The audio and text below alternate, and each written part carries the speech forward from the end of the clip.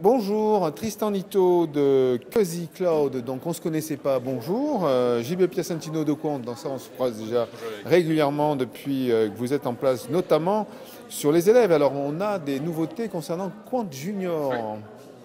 On est là aujourd'hui donc avec Spot pour parler d'un certain nombre de sujets autour des données des élèves et une annonce importante qui est la disponibilité de Quant Junior mobile, donc la première application de Quant Junior disponible sur iPhone et puis sur Android. Une application qui, évidemment, comme Quant Junior, va filtrer l'ensemble des contenus inappropriés pour les enfants, la pornographie, les drogues, etc. Et qui va aussi mettre en avant les données pédagogiques. Et puis aussi une application qui évidemment ne collecte aucune information sur les enfants, ne collecte aucune donnée personnelle, et qui d'ailleurs met en place aussi un outil qu'on appelle la protection contre le pistage, qui est un outil qui permet d'éliminer un maximum de publicités qui sont pistantes, celles qui collectent justement ces informations, celles qui vont permettre de faire du retargeting, comme on dit en bon français, supprimer ces publicités, de sorte que l'enfant soit le maximum en sécurité lorsqu'il va sur Internet. C'est un outil qui est disponible sur les smartphones, évidemment, et puis sur les tablettes, qui est disponible donc pour les parents qui veulent avoir la tranquillité d'esprit lorsqu'ils mettent leurs enfants sur Internet, parce qu'au final, ils sont sur Internet de toute manière, donc tant qu'à faire, autant leur donner un outil dans lequel on a confiance. Et puis aussi un outil qui est disponible pour les enseignants dans les classes, qui garantit cette sécurité des données qui sont présentées dans les résultats, et qui va permettre donc aux enseignants de travailler sur des sessions pédagogiques particulières, de recherche d'informations, de collecte, de curation de contenu, comme on dit dans les gros mots. Voilà. C'est disponible aujourd'hui sur Android et sur Apple. Alors inutile de rappeler, effectivement, quand on se balade sur Internet avec un navigateur simple, on peut se faire prendre son email au passage, et hop, donc toutes ces politiques marketing assez agressives dont on peut bénéficier. Alors concernant le cloud, c'est un peu la même chose aujourd'hui. Est-ce que c'est anodin d'héberger n'importe quoi, n'importe où sur le cloud avec des applications qui sont gratuites la plupart du temps. Et donc on sait très bien que quand c'est gratuit, c'est vous le Oui, oui, effectivement, il y a un gros problème aujourd'hui que les parents et encore moins les enfants et les élèves n'ont pas compris. C'est qu'ils se disent « Ah, c'est gratuit, c'est un cadeau, etc. » Et d'ailleurs, quand je vais dans une conférence, je leur demande « Mais alors, qui levez la main, c'est des clients de Google et de Facebook ?» Plein de gens qui lèvent la main, mais la vérité, c'est que c'est pas le cas. C'est bizarre parce que quand on parle des vaches et des fermiers, si je leur posais la question, ils comprendraient bien. Si je leur demandais est-ce que la vache est cliente du fermier, ils me diraient ben non. Mais sauf que quand je dis vous êtes client de Facebook, ils me disent ben oui. Mais non, vous êtes le bétail de Facebook et de Google parce que pour revenir à la vache, elle est nourrie gratuitement, elle est logée gratuitement, mais en échange, elle donne son lait, son veau, sa peau et sa viande. Et ben c'est pareil, dans la gratuité du numérique, on a l'impression qu'on est client de Google et Facebook, et c'est pas le cas. Et alors, ce qui est paradoxal, je me rajouterais, c'est que la grande peur des gens, c'est que Facebook devienne payant. Mais oui, il vaudrait mieux, à la limite. Alors la bonne nouvelle, c'est qu'il est possible d'inventer des systèmes alternatifs qui ne fonctionnent pas comme ça sur le pompage des données, parce qu'évidemment ces données, elles sont pompées par ces grandes sociétés pour être monétisées auprès de publicitaires. Il est possible d'inventer des systèmes alternatifs, et je pense que dans le cas de l'éducation, et encore plus lorsqu'il s'agit des données personnelles des enfants, par exemple les notes, leur capacité à réussir des tests, etc., c'est très important que ces données soient protégées et qu'elles ne finissent pas dans les mains de multinationales américaines qui ont une éthique parfois douteuse. Alors, ce qui est votre cas chez Cozy Cloud, donc vous avez lancé votre offre récemment ? Oui, alors le 25 janvier, on a lancé notre offre publique, ce qui fait que si vous allez sur cozy.io, COZY.io, vous pouvez ouvrir un espace personnel de stockage de données, ce qu'on appelle un domicile numérique.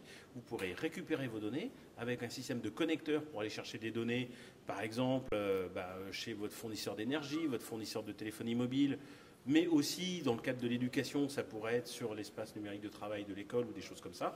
Récupérer ces données, les avoir pour vous uniquement, et puis les garder comme ça quand on passe de classe en classe, ce qui serait quand même vachement sympa. Et alors vous aussi, vous garantissez le fait que les données qui sont mises sur vos espaces ne servent pas à du profilage d'individus ? Ah oui, absolument. Nous, on les regarde pas. On a une charte extrêmement claire, des conditions d'utilisation très simples à lire qui expliquent que nous, on ne fait pas de profilage du tout sur ce système-là.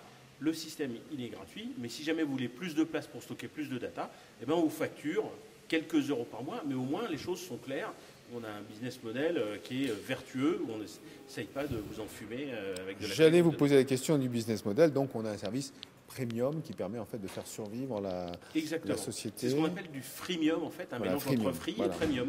C'est gratuit pour le début et si vous voulez plus d'espace, c'est du premium, vous payez pour. Alors JB Piacentino chez Quant, est-ce qu'il y a un service premium ou freemium? Alors, donc Quant, le moteur pour les grands, Quant.com, qui respecte bien sûr votre vie privée, lui fonctionne avec de la publicité, une publicité éthique, une publicité qui ne piste pas les gens, qui n'est pas informée par un profil ou des données qu'on aurait pu collecter lors de votre usage du moteur de recherche.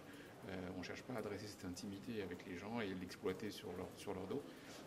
Donc Quant.com, lui, il a ce modèle économique qui est un modèle publicitaire, strictement contextuel. Quand on tape iPhone dans Quant, on a tous les résultats de l'iPhone et puis on a peut-être deux publicités parce que ça fait partie de l'information peut-être qu'on recherche aussi à ce moment-là.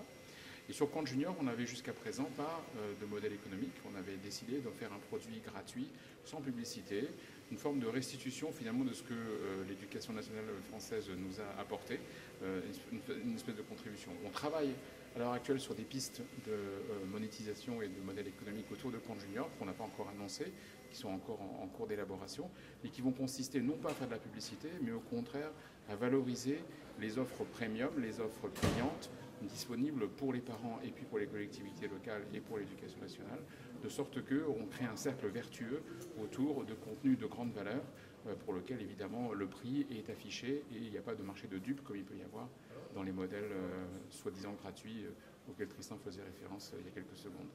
Globalement, le modèle freemium, c'est la solution pour que chacun s'y retrouve et soit conscient, ou est-ce qu'on a d'autres pistes possibles aujourd'hui? Parce qu'en fait, il n'y a pas grand-chose en dehors de la publicité ou ce modèle-là. Non, mais moi j'aime bien, enfin je suis d'accord avec vous, le modèle freemium est une piste. La deuxième, c'est celle que vient d'expliquer JB sur Quant. Si vous arrivez sur un moteur de recherche pour les adultes en l'occurrence et que vous rentrez un mot-clé, mettre de la publicité sur la base de ce mot-clé, c'est pas une surprise, c'est pas du flicage.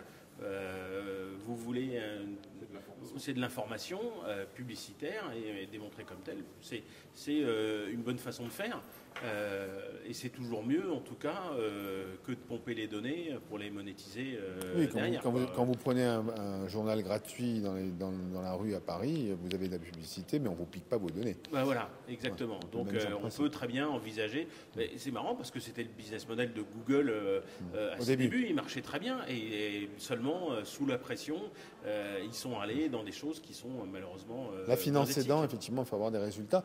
Ce qui veut dire que vous n'allez jamais avoir de résultats mirobolants comme des gros. C'est quoi en fait?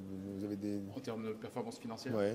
En fait, au contraire, je pense qu'on est en train de montrer qu'avec Quant.com en l'occurrence, de fournir une publicité qui correspond à la recherche que les internautes ont tapée, ça produit de l'information et que ça crée ce niveau de confiance, ce cercle vertueux qui fait qu'à la fois l'internaute y trouve son compte parce qu'il a de l'information qui vient d'autre part que juste les résultats du moteur de recherche d'une part, et deuxièmement en termes de performance financière et pour l'annonceur au travers du nombre de clics ou du taux de clics, on appelle ça le click-through en bon français, et aussi en termes de revenus, on s'aperçoit que c'est tout à fait comparable à ce que la publicité reciblée peut proposer. Cette espèce d'obésité qui a été créée autour du retargeting, de la collecte d'informations, etc., est en train peut-être de trouver un écho un peu en creux en disant mais on n'a pas besoin de tout ça. Et au final, on peut quand même créer des modèles économiques qui soient respectueux des gens, éthiques, dans lequel chacun puisse s'y retrouver, à la fois l'internaute et l'entreprise. Ce qui est le sens aussi des travaux de la Commission européenne sur la protection des données, des choses qui vont être mises en œuvre et qui vont faire que peut-être les modèles américains ne seront peut-être moins tolérés en Europe en tout cas. Injecter un peu d'éthique, un peu de culture, parce qu'au final c'est essentiellement ça quand même. Nous en Europe n'avons pas la même vision, nous n'avons pas le même niveau de tolérance que les Américains ou que partout ailleurs dans le monde sur un certain nombre de sujets, et en particulier sur la vie privée. Mais je vous parle aussi de l'éducation, des sujets auxquels les enfants sont exposés ou pas, auxquels on tolère qu'ils soient exposés ou pas. Tout ça, c'est des affaires de culture et il faut qu'on respecte ces cultures, il faut qu'on respecte cette diversité. Il faut qu'à chaque fois que l'on propose un produit dans un pays ou une culture, on comprenne l'intérêt de cette culture et qu'on essaie de s'y adapter plutôt que d'essayer d'imposer une culture monolithique, globale, qui au final trouve ses limites et on est en train de les voir. Messieurs, encore une... Oui, je suis très content que vous abordiez le sujet du RGPD. Alors ça fait un peu peur cet acronyme, c'est le Règlement général sur la protection des données qui rentre en action le 25 mai prochain. Les gens vont se voir attribuer un nouveau droit, et c'est rare, et c'est bienvenu dans ce monde numérique où on est malheureusement trop souvent espionné. Ils vont avoir le droit à la portabilité de leurs données. Ils vont pouvoir prendre leurs données et les porter ailleurs. Et ça, les gens sont souvent un peu, vont être démunis face à ça. Mais c'est pour ça qu'on a fait COSI. C'est que si vous avez un COSI, dont la création est gratuite, vous pouvez avoir du coup un endroit où récupérer vos données. Donc vous pourrez demander à récupérer des données de chez Google, Facebook, etc. Par exemple, votre historique de recherche, puisqu'évidemment c'est des données personnelles, ils les ont, vous pourrez les récupérer et éventuellement les réutiliser ailleurs. Donc enfin, ça rend le citoyen acteur de ce nouveau droit qui arrive. Donc c'est sympa. Même si on a conscience qu'il n'y a pas beaucoup de gens qui se rendent compte véritablement de ce qui se passe derrière tout ça. Non, c'est vrai, mais c'est normal. Le numérique, c'est un peu à marche forcée. Trop peu de gens ont du recul. Moi aussi, c'est mon boulot. C'est pour ça que j'ai fait un bouquin sur le sujet. J'essaye beaucoup d'expliquer toutes ces choses-là. Comprendre le numérique et avoir la capacité d'agir avec ces nouveaux droits. Là, le droit, il arrive. Les outils pour exercer ce droit arrivent. Et c'est bien parce que ces droits, c'est pour nous, citoyens, c'est des libertés supplémentaires dans un monde qui est numérisé à marche forcée. Et c'est bien parce que ça nous donne plus de liberté. Sur ces beaux mots, merci.